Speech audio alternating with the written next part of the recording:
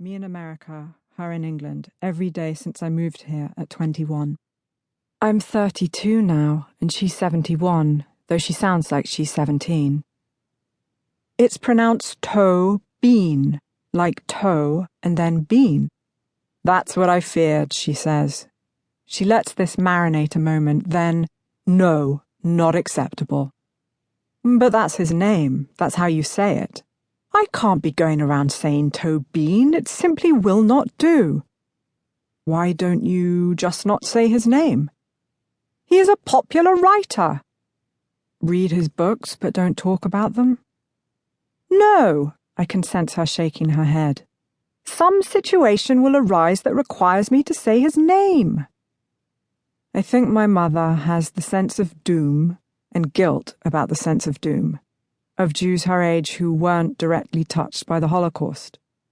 When she was growing up in New York, the first bad thing that happened to her was that Irish children moved into the Jewish neighborhood and stole her kazoo and her sailor hat. She was a fat little girl, guarding the cakes she had hidden in her sock drawer. What was a fat child in 1940s New York without her kazoo? The second bad thing was that her dad died, and then soon after her mother, and she was only a teenager and she didn't know how to make toast. So she got very thin, deliberately, not through lack of toast, and married a much older man. It didn't last. The best thing that happened was she fell in love with my dad.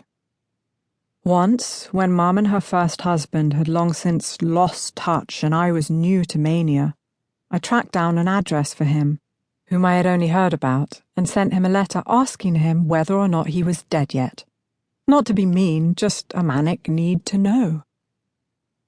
Mum gets anxious very easily. Something that is a source of calm, she watches her cat as he laps the water bowl. Good boy, Jojo, what a good boy. Can turn like the weather. The cat keeps lapping, her smile fades. Why are you drinking so much water, Jojo? What's the matter, Jojo? Are you sick? I talk to myself a lot because I've seen her talk to herself a lot, generally in the kitchen, where she's been overheard saying with real enthusiasm, I'm feeling tremendously optimistic about gluten-free bread, and I fear George Clooney's teeth may be his downfall. I see my mum everywhere. From certain angles, the Brazilian supermodel Gisele Bündchen has her face. From other angles, so does the black comedienne Wanda Sykes. I think all white people have a black doppelganger, and vice versa. My dad's black doppelganger is the father in The Fresh Prince of Bel-Air. His Celtic doppelganger is Sean Connery. A lady came up to him at a hotel in Jamaica and said, "Last night we thought he was Sean Connery." And Dad said, "Last night I was Sean Connery." My dad seems to know everything, so I never use Google. I only use Dad. I email him a query and he figures it out and then responds in the guise of the billionaire Google founders. London to Cardiff, is it expensive? How long is the trip? 2 to 3 hours by train. Expensive if you don't book in advance. Kiss, kiss, Larry Page and Sergey Brin.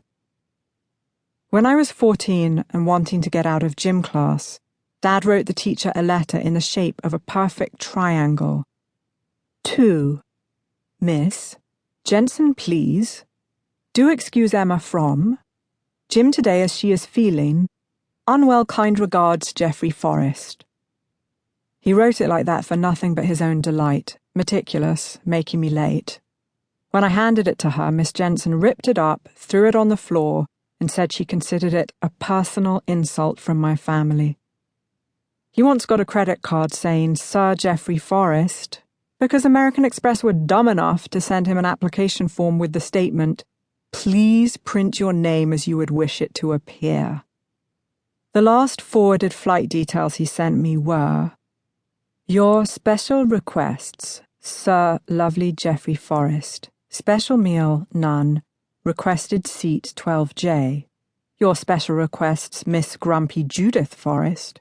Special meal, none. Requested seat 12K. I asked if it was really wise to ticket himself and my mother.